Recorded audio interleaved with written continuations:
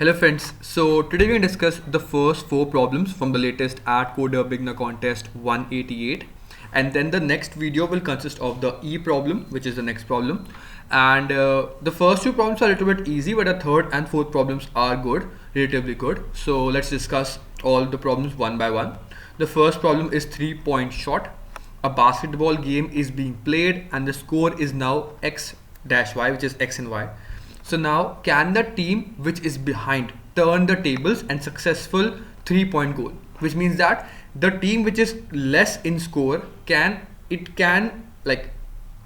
increase his game if the team which is behind earn 3 points will make his game more strictly greater than the other player game. Which in simple terms means that there are 2 teams in this game. One team has less score than the other. And then can it happen that the less team get 3 more points and become strictly greater than the other team?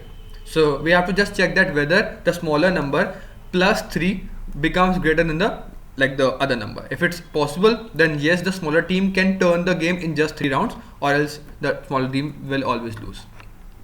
So the code is also very simple. You don't need to show it out, but I'll link down the code in the description. So you just have to add the smaller number plus 3 and check that whether it will become greater than the next number. So you just have to check that out. The next question is, you are given n-dimensional vectors. This is an n-dimensional vector and this is another n-dimensional vector, and you have to check that if you do a as you can see, this is orthogonality test. Okay, so as you can see, if you do an inner product of A and B, which is like A1 B1, A2 B2, A3 B3 and so on, if it turns out to be 0, then the answer is yes or the answer is no. So how you can see that? It is given like this: A1 all the A1 A2 till n, and the B1 till Bn. So you just have to take those numbers out, multiply A1 plus B1, A2 plus B2 and so on, and then check them out that whether in the end it becomes out to 0 or not. So it's also very simple code. You don't actually need to check that code out. It's very simple. The third problem is a little bit easy, but you just have to understand the complexity and the logic itself, like the problem, what it is asking you to find. So it is asking you that there are 2n players labeled from 1 till 2n. Okay, then we will they will compete against each other in a single elimination round tournament. The rating of the player AI, the ith player is AI, and any 2 player had different rating. No player has the same rating. Now they will play the match, and then the higher among those matched will win and go to the next match and so on. So now the tournament look like this in a perfect binary tree. So because it is 2 to the power n, it will be a perfect binary tree, like representation. Now if you understand this line, then you can understand the whole problem. So how the matches are happening for each integer 1 till n. I always recommend that if you find out this number, try to put those numbers out in these positions. Then you can understand more easily. Try to put this number in between here. Okay, so for all integers 1 till n, so for integer 1, 2, 3 and so on. So let's assume that for each integer j between this number, if you put I equal to 1, then it is 2 to the power n minus y. Okay, so for all the integers, so I will be from 1, 2, 3, so it will become equal to n also. So it will become like 2 to the power of 0, which will be like 1, 2 to the power 1, which is 2. So it's like so if, as you can assume that if there are some numbers, okay, outline 1, 2, 3, 4, 5, 6, 7, 8. So it means that you are taking all the numbers in power of 2. So you will take this as a 1, you will take this, you will take this, you will take this, which is 2 to the power of 4, 2 to the power 2, which is 4, 2 to the power 1, which is 1, 2, I'm sorry. So as you can see, j is between these numbers. So this is the range for j. Okay, so for all of these ranges, what j have to actually, what you have to do here is, for all of the integers, for each integer j between this range, among the players who have never lost, the players with the 2j minus 1 smallest label and the player with the 2j smallest label play a match against each other. What I mean by this is, as you can see, 2j minus 1 smallest label, which means that, okay, put j equal to 1, which means that 2 minus 1, which is 1, and you just put the other number, which is 1, so it means that 2. So 1 and 2 will play a game, then 2 and 3 will play a game, so 3 and 4 will play a game. So it means that all the conjugative numbers will play a game in this.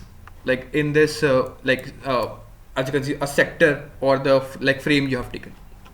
So if you have like eight players, then the first two players will play the game, third fourth, fifth, sixth, and seventh, eighth will play a game. Among all of those who play the game or who win the game will go to the next round.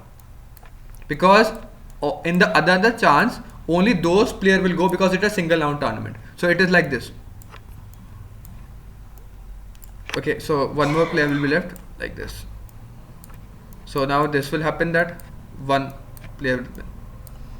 Okay, so as you can see, for every round, like for everything, you have two players who will go to the next round, and so on and so on. So it is a perfect binary tree. It will always form a perfect binary tree like this. So as you can see, 1, 2, 4, and so on. That's why it is 2 to the power fn. So in this, among the who will win, go to the next round. Who will go win to the next round, and among them who will go to the next round, and so on. So now, because as you can see, the constraints are very small. It's 10 to the power it's 16. So it's the total number of per person who are competing are 2 to the power 16. So it's a small number. So now what you can actually do here is, or in the end, they are actually find out that what is the label of the person who will come second place. Okay, which means that who will lose in the final match. So as you can see, this is the final, like in this match, this is the final match. Among this, the finalist will win. So among these two persons, who has the less amount of score or the power, as you can see, like let's assume this power is 10, this power is 8, so this will lose and this will win, so this is 10. So what is the value of this person in this whole array who will go to the semi-finalist? Okay, and that's the whole problem. So now how you can think about this, because the constraints are small, what you can do here is just do it in a brute force way. In a brute force way, I always like think in small constraints in brute force way. What you can do here is just take the first two elements, find out the maximum, and go to the next stage. Like you can make a new vector and push back for every consecutive elements, find out what is who will win. So for these two elements, let's assume the first person will win. Let's assume among second, like first and second, first will win. Among third and fourth, let's assume fourth will win. Among fifth and sixth, so fifth will win. So and so on. So you can make a new vector which is just half of this size. Then now take these elements and do the same thing. So now it will be half of this size. So half of this size. And when you reach the size of 2, then you always know that these are the two semi-finalists, because now the size has become equal to 2. So the person who has the smallest among these two elements will be losing, and that's the answer. So you have to find out the index also. So you have to keep on track of the index of this. So you have to keep on track of the power and the index, and that's the whole problem. So you can just do in a brute force way. I'll show them the code itself to make it even more clear. Okay, so this is m. So they take the input of n, which is the total number of like 2 to the power n. So there are how many players are there, which is like 2 to the power of n. So this is the number of players. Okay, so now because this is the number of players, we have to find out for every player. We'll store out their values because it's 2 to the power n. So we'll find out their value, which is like this x. So we have to store the power and the index. So the index is 0th. So we have to, because in the question it's first index. So this is the value. So we make a pair of the power and the person, what's the index. Okay, now what I'll do, I'll copy this value out in a vector of b.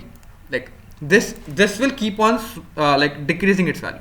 So what we are doing here is, if the size of this b vector, which is storing out all the contestants which are going to the next level, if it's greater than 2, which means that obviously there are more players greater than 2, then what we'll do, we will push back. We will make a round for every two consecutive persons. So as you can see, we'll iterate over the b vector and make a round for b of I, like an I plus 1. Okay, and what is the score? What is the power? This.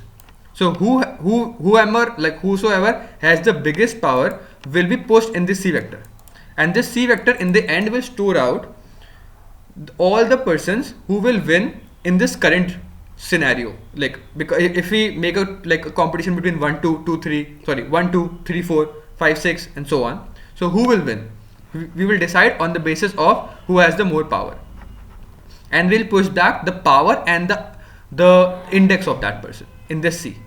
And now we have just half the size, so we will again change our b vector to c. Okay, I hope you get my point, because now my new b vector is c. And we'll keep on doing this with b such that my b size become equal to 2. Now when my b has become equal to 2, we just have to find out who has the smallest value. So b of first will store out the value. So we have to check that, okay, if b of 0 is small, then return b of 0th index, which is b of 0 second. If b of first is small, then return out b of first second, which is the index. So among both of them, whenever we go to the last semi-final round, which is just having 2 persons or two, like only one tournament or 1 person like elimination round, then at that point what we have to check that among those 2 persons who are competing, who has the smallest power, and who have the smallest power, return out that index, because that index is the person who will lose the semi-finalist. I hope you understand the logic of this problem. Let's move on to the next problem, which is D. So D problem is also very good. You have to think over it. So in this problem, what they are given here is that there is a payment plan called Snook Prime, which is available to you. And in this plan, what you're given here is, if you pay C sen or C yen, like C rupees, anything you can assume that if you pay C rupees per day, then you can use all the services available by a company without additional fees. So it means that for any of the day, if you pay the company C yens, then you can avail all the all the services given by the company. So you can, and the main thing is you can start the service and end the service on any day. So you just say that, okay, I want the Prime membership for 2 days, 1 day or 100 days, whatever you want. So you can start and end at any day. So there is no restriction that you have to take a 1 month trial or something like that. No, you can take it for any number of days, but you have to just pay C yen for all the days. Or else the company has also given you one more type of functionality in which Takahashi is going to use N of the services offered by the company. So the company can pack all these services into one pack, which is like Snook Prime. So if you just buy Snook Prime for 1 day, you can get all the services. Or else the company offered N types of services, which is like different types of services. If you buy any type of services, then you have to pay CIN for that particular service. What I mean by this is, let's assume that now I know that if I can take out all the services individually, like, because I don't want, so I'll show you with the code. Let's assume, you can assume that you have 3 TV channels, Z, Color and something else, or like Star Plus. Okay, so let's assume that this is the timeline. Okay, so let's assume that you want to watch Z on the first 5 days. Okay, and then from the sixth day, you want to watch Star Plus for another 5 days. But from the 7th day, let's assume from this day, you want to also see Colors for like 12 days, like till the 12th day. Okay, so like this is 7th day, 7th, 8th, 9th, 10th, 11th, 12th. So this is the 12th day. You also want to see Colors.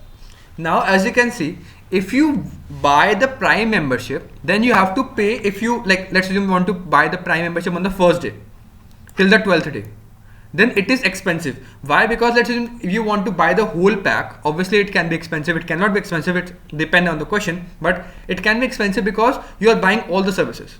But because for the first 5 days you only want to see one type of channel, why do you want to spend the whole pack value?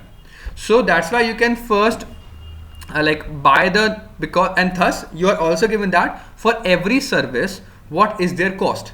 If you use any service, then what is the cost for using only that service. So you have 2 options. You can either buy the whole pack, or you can buy only that service and you have to pay the money for that service.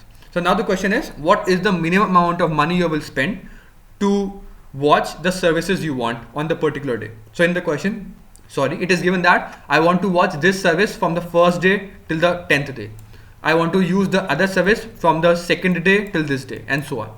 And they are also given that if you want to buy this service, what is the cost for that service? For single day. For every day, what is the cost for that service? And also you're given the membership cost, which is capital C, for every day. And you have to find out what is the minimum amount of money you will spend for watching all the services you want on all the days. I hope you get the point now. So now, okay. So now, the simplest thing which comes to my mind in the first year is like prefix sums, because what you can see here is let's assume that I want to watch Star Plus from this day till this day. Okay, then in prefix sum what we'll do, we'll like increment the starting value with like, let's assume it take 5 rupees for every day, so 5 rupees, and till this day plus 1 minus 5. Then I want to like buy Sony for like this day, so it will cost like 3 rupees, and then this is minus 3, and so on. And then you can just iterate over the whole array from left to right, and you'll get the money for every day, like how much money you will pay for every service every day if you just buy that service for every day. So now you have the choice that you can either pay for that day the services available. So let's assume that I want to pay 5 plus 3, which is 8. I will pay 8 rupees for this day, and let's assume my cable subscription is 7 rupees per day. So it's beneficial to buy a 7 rupees pack on this day, but on the first day I just want to see like one channel which is costing me 5 rupees, so I don't want to buy a full pack which is 5. So we can just make a prefix sum for all the values. I just find out that whether I want to buy out this value on the particular day. If it is smaller, then obviously just buy out this pack, or if it's greater, then buy out only a single pack.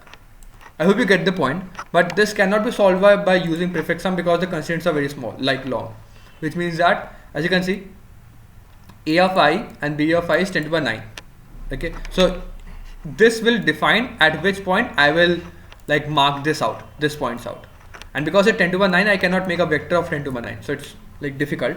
So the other thing you have to understand here is you have to draw this out, and it will become more intuitive to you. How prefix sums work is, we will mark out a value which is like, let's assume 5, and then we mark out another value which is minus 5. Let's assume we mark out a value which is 3, and we mark out another value which is minus 3. This is, let's assume 2, and this is minus 2. And now we iterate over from left to right, and for every value what we'll do, it is initially like, let's assume 0, then it will go, we add it to that which is 5, we again add 3 to it, we again add 2 to it, then we'll subtract out 3 from it, we subtract out 5 from it, then we subtract out 2 from it, and it becomes like this. I hope you get the point how this prefix sums we are adding. So we can, like, I'm just drawing out a graphical representation, but in general it is like the value which is like for every point we have to find out that this is 0, then this is 5, then this is again 5, then this is 8, this is 10, and so on, and then subtract it out from 10 which is 7, and so on.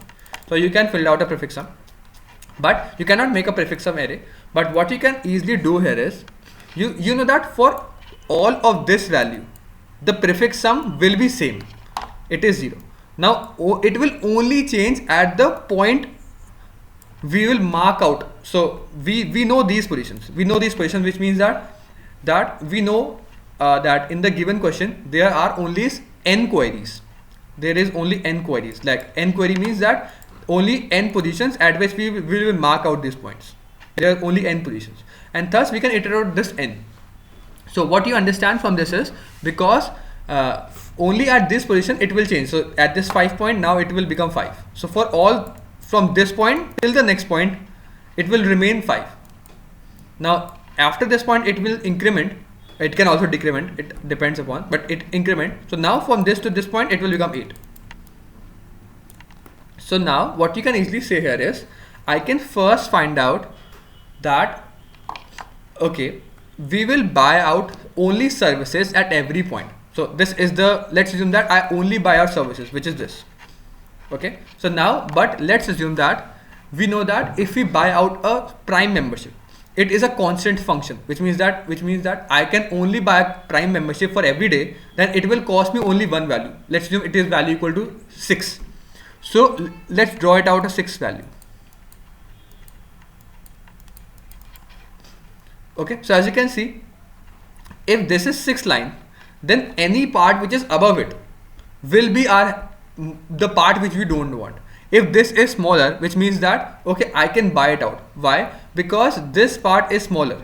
Okay, this part is smaller means that this cost for this value till this value is small. But if we go like around this part, let's assume it will become 5, which means that I have to pay now 5 rupees per day. For this part, from this to this part, I have to pay 5 rupees. But now from this to this part, I have to pay 8 rupees per day. But now my Prime membership is only, let's assume, 6 rupees. So why should I pay 6 rupees? Like 8 rupees. So from this to this day, I should reduce down. So initially I can calculate all the values, which is like this value. And now in the end, what will I do? For every interval, we'll find out whether I can somehow subtract out this value. So how can I subtract out? So let's assume that my normalized value is this and my interval value is this. So this is more. So we have to remove this part out. How can I remove a part out? We can find out the difference, this difference. If we know this difference, the initial value which is 8, the Prime membership which is 6, and the duration for which this is. The duration which is, let's assume, 5 days. So we can subtract out 2 into 5, which is 10 from the answer. And we'll do it for all the things if it become over the Prime membership, because Prime membership value we know. So then we can find out that how much we have to subtract out, and then we can find out easily for what is the lowest amount we can get under the Prime membership.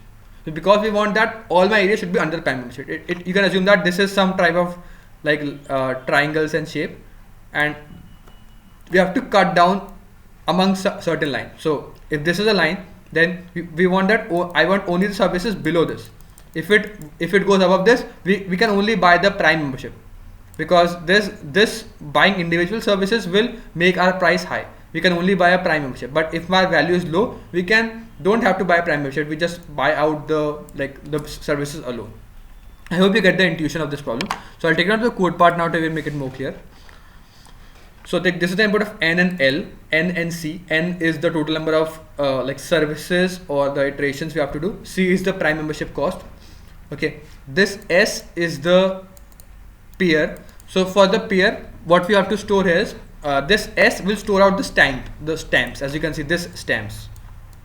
So for every position we have 2 positions. So when we mark out this prefix sum, what we'll do?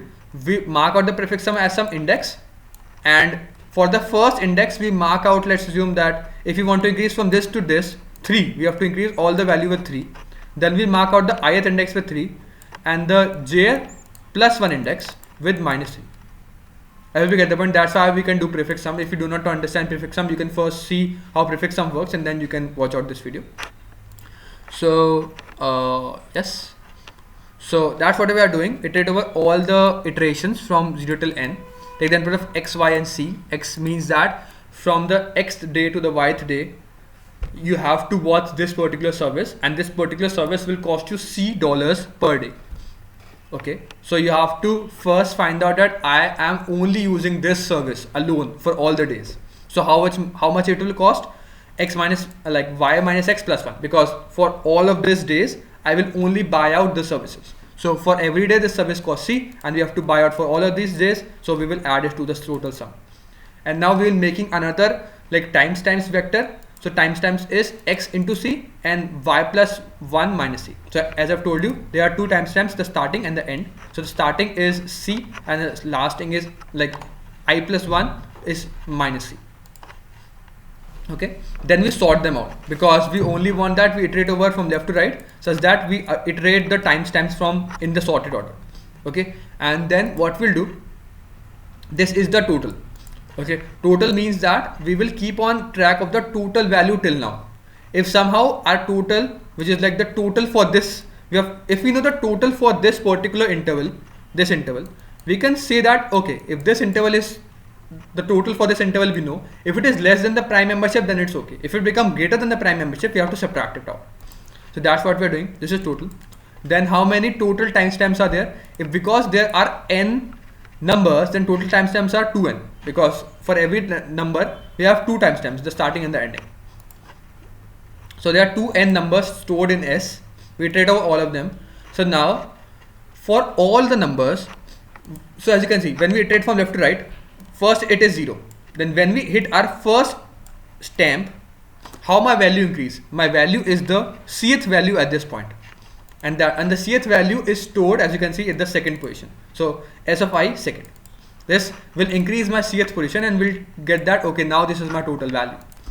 Now if I get the total value, if the total value becomes greater than C, which means that my total, which is this total, if it becomes greater than the Prime membership value, then we have to subtract it out from this sum, which stores the total sum. So how much we have to subtract out? Total minus C, which I've told you. This total, which is this total, minus C, which is the prime membership value. And how much is this this value? If this is the ith point, this is the I so we, as you can see, my interval ends at the next time step. Okay, so it starts with the first time step and end at the next time step. So as you can see, this is the first timestamp, the second timestamp minus the first timestamp, and this is the total length value of the iterator or the interval, and this is the total value, and we just print out the total sum. I hope you understand the logic as well as the code. If you still haven't doubts, you can mention now. I'll see you next one. Keep coding. Bye.